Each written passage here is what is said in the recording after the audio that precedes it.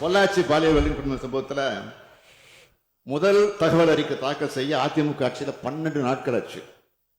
ஆனால் சென்னை மாணவி வழக்கில் புகார் கொடுத்த உடனே முதல் தகவல் அறிக்கை போடப்பட்டது. இது தொடர்ந்து சில மணி நேரத்தில் குற்றவாளியை கைது செய்திருக்கிறாங்க. ஏன்னா இதையெல்லாம் அரசியல் லாபத்திற்காக, அந்த நோக்கத்திற்காக மறைக்கிறாங்க. இதே போல இந்த வழக்கு பற்றி பாஜகவினர் பொதுவெளியில பேசியிருக்கிறாங்க, தொடர்ந்து பேசிட்டு இருக்கிறாங்க. பாஜக கதையெல்லாம் சொல்லி இந்த அவையுடைய மாண்பை குறைக்க நான் விரும்பல. அரசு மேல குற்றச்சாட்டுகளை வைக்கும்போது பொறுப்புகளை உணர்ந்து பேசணும்.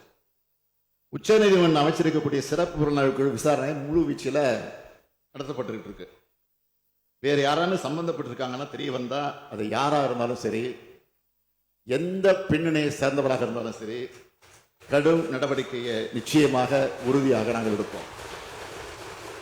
மீண்டும் ஒரு முறை இந்த அவைக்கு தெரிவிச்சுக்கிறேன், திராவிட மாடல் ஆட்சி மகளிருக்கான ஆட்சி. கட்டணமில்லா விடியல் பேருந்து பயணத்தை தொடங்கி கோடிக்கணக்கான மகளிருக்கு உரிமை தொகையை உறுதி செஞ்சு கல்லூரிக்கு வரும் அரசு பள்ளி மாணவரை புதுமை பெண்களாக வளர்த்தெடுக்கிற ஒரு ஆட்சி.